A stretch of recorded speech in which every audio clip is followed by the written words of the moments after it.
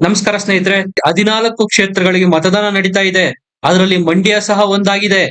ಮಂಡ್ಯದ ರಿಸಲ್ಟ್ ಏನಾಗಬಹುದು? Ground report ಏನ್ ಹೇಳ್ತಾ ಇದೆ? ಅಲ್ಲಿನ ಮತದಾರರು ಖುದ್ದು ಜನನೇ ಏನ್ ಹೇಳ್ತಾ ಇದ್ದಾರೆ?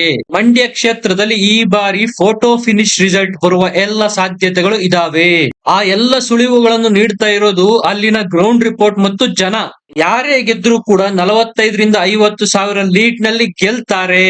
ಮಂಡ್ಯ ಲೋಕಸಭಾ ಕ್ಷೇತ್ರದಲ್ಲಿ ಬರ್ತಕ್ಕಂತ ವಿಧಾನಸಭಾ ಕ್ಷೇತ್ರಗಳಲ್ಲಿ ಯಾವ ಯಾವ ಕ್ಷೇತ್ರಗಳಲ್ಲಿ ಯಾವ ಯಾವ ಅಭ್ಯರ್ಥಿ ಲೀಡ್ ಪಡಿಬಹುದು, ಈ ಎಲ್ಲ ಪ್ರಶ್ನೆಗಳಿಗೆ ನಾನು ಉತ್ತರ ಕೊಡ್ತೀನಿ. ದಯಮಾಡಿ ನಮ್ಮ ಚಾನಲ್ ನ ಸಬ್ಸ್ಕ್ರೈಬ್ ಮಾಡಿ, ವಿಡಿಯೋನ ಲೈಕ್ ಮಾಡಿ, ಶೇರ್ ಮಾಡಿ. ಕುಮಾರಸ್ವಾಮಿ ಅವರ ಮಂಡ್ಯ ಲೋಕಸಭಾ ಕ್ಷೇತ್ರದ ವ್ಯಾಪ್ತಿಯಲ್ಲಿ ಸುಮಾರು 7 ಲಕ್ಷದಷ್ಟು ಒಕ್ಕಲಿಗ ಮತದಾರರಿದ್ದಾರೆ. ಈ ಎಲ್ಲ 7 ಲಕ್ಷದಷ್ಟು ಮತಗಳು ಸಹ ನನಗೆ ಸಿಗುತ್ತೆ, ಅದರಲ್ಲಿ ಯಾವುದೇ ಅನುಮಾನ ಇಲ್ಲ ಅನ್ನುವಂತಹ ದೃಢವಾದ ವಿಶ್ವಾಸದಲ್ಲಿ ಕುಮಾರಸ್ವಾಮಿ ಅವರು ಇರೋದಂತೂ ನಿಜ. ಇದು ಕುಮಾರಸ್ವಾಮಿ ಅವರಿಗೆ ಪಾಸಿಟಿವ್ ಆಗಿರತಕ್ಕಂತ ಮೊದಲನೇ ಅಂಶ. ಎರಡನೇದೇನಪ್ಪಾ ಅಂದ್ರೆ 2019 ಲೋಕಸಭಾ ಚುನಾವಣೆಯಲ್ಲಿ ನಿಖಿಲ್ ಕುಮಾರಸ್ವಾಮಿ ಅವರು ಸುಮಲತಾ ಅವರ ವಿರುದ್ಧ ಹೀನಾಯವಾಗಿ ಸೋತಿದ್ರು. ಅದು ಸ್ವತಃ ಖುದ್ದು ಕುಮಾರಸ್ವಾಮಿ ಅವರೇ ಮುಖ್ಯಮಂತ್ರಿಯಾಗಿದ್ದಾಗ ನಡೆದಂತಹ ಚುನಾವಣೆಯಲ್ಲಿ.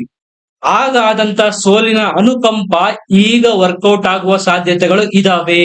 ಇದನ್ನ ನಾನು ಹೇಳ್ತಾ ಇಲ್ಲ, ಅಲ್ಲಿಯ ಜನ ಸಹ ಹೇಳ್ತಾ ಇದ್ದಾರೆ. ಕಳೆದ ಬಾರಿ ನಾವು ನಿಖಿಲ್ ಕುಮಾರಸ್ವಾಮಿ ಅವ್ರನ್ನ ಸೋಲ್ಸಿದ್ವಿ, ಅದಕ್ಕೆ ನಮಗೂ ದುಃಖ ಇದೆ. ಈ ಬಾರಿ ಅವರನ್ನ ಗೆಲ್ಲಿಸ್ಬೇಕು ಅಂತ ಮನಸ್ಸು ಮಾಡಿದೀವಿ ಅಂತಾನು ಸಹ ಸುಮಾರು ಜನ ಹೇಳ್ತಾರೆ.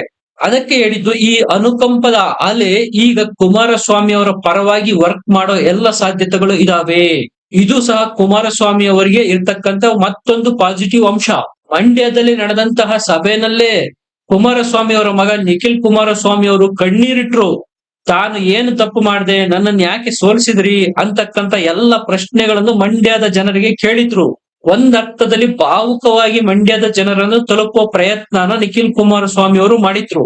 ಸ್ನೇಹಿತರೆ, ಮಂಡ್ಯ ಡಿಸ್ಟಿಕ್ ನಲ್ಲಿ ಬಿಜೆಪಿಗೆ ತನ್ನದೇ ಆದ ವೋಟ್ ಬ್ಯಾಂಕ್ ಇದೆ. ಹಿಂದುತ್ವದ ಆಧಾರದ ಮೇಲಿನ ವೋಟ್ಗಳು, ಬ್ರಾಹ್ಮಣ ಸಮುದಾಯದ ವೋಟ್ಗಳು, ಲಿಂಗಾಯತ ಸಮುದಾಯದ ವೋಟ್ಗಳು, ಇವೆಲ್ಲ ಬಿಜೆಪಿಗೆ 70ರಿಂದ 80% ಅಷ್ಟು ಬೀಳೋದ್ರಲ್ಲಿ ಯಾವುದೇ ಅನುಮಾನ ಇಲ್ಲ. ಇವೆಲ್ಲ ಸಾಂಪ್ರದಾಯಿಕ ಬಿಜೆಪಿಯ ಮತ ಬ್ಯಾಂಕುಗಳು.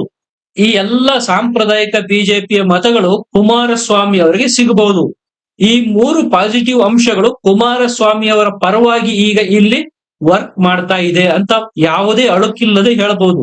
ಇಲ್ಲಿ ಕುಮಾರಸ್ವಾಮಿ ಅವರಿಗೆ ನೆಗೆಟಿವ್ ಅಂಶ ಯಾವ್ದಾಗತ್ತಪ್ಪ ಅಂದ್ರೆ, ಕುಮಾರಸ್ವಾಮಿ ಅವರು ಸ್ವತಃ ಹಾಸನ ಜಿಲ್ಲೆಗೆ ಸೇರಿದವರು. ಅವ್ರು ಯಾಕೆ ಮಂಡ್ಯ ಡಿಸ್ಟಿಕ್ಗೆ ಬಂದು ಸ್ಪರ್ಧೆ ಮಾಡಬೇಕು?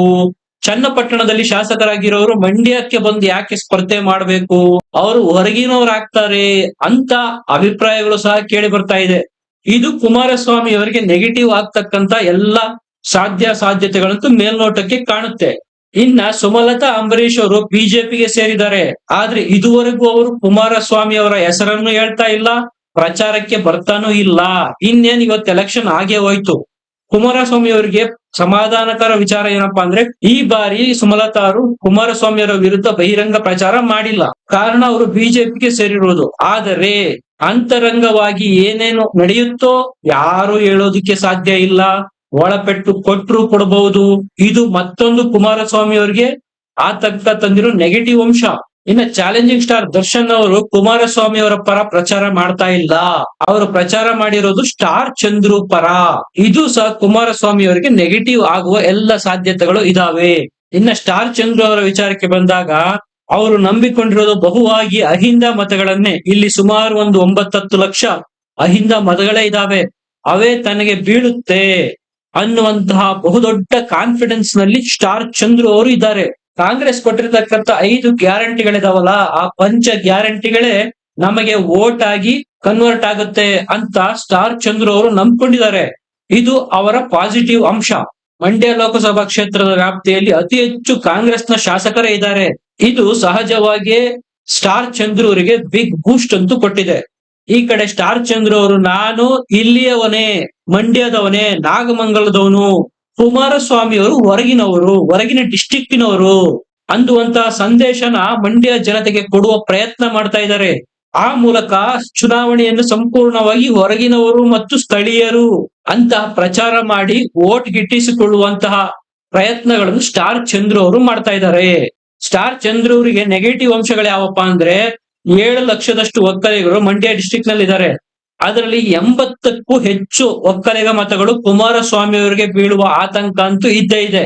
ಅಂದ್ರೆ ಇಲ್ಲಿ ಒಕ್ಕಲಿಗ ಮತಗಳು ಸ್ಟಾರ್ ಚಂದ್ರೂರಿಗೆ ಬೀಳದೇ ಇರುವ ಸಾಧ್ಯತೆಗಳು ಜಾಸ್ತಿ ಇದೆ. ಇದು ಅವರಿಗೆ ಇರ್ತಕ್ಕಂತ ನೆಗೆಟಿವ್ ಅಂಶ. ಸ್ಟಾರ್ ಚಂದ್ರು ಅವರು ಈ ಕ್ಷೇತ್ರದಲ್ಲಿ ಗೆಲ್ಲಬೇಕು ಅಂದ್ರೆ 35-40% ನಷ್ಟು ಒಕ್ಕಲಿಗ ಮತಗಳನ್ನು ತಮ್ಮೆಡೆಗೆ ಸೆಳೆದುಕೊಳ್ಳಬೇಕಾಗತ್ತೆ.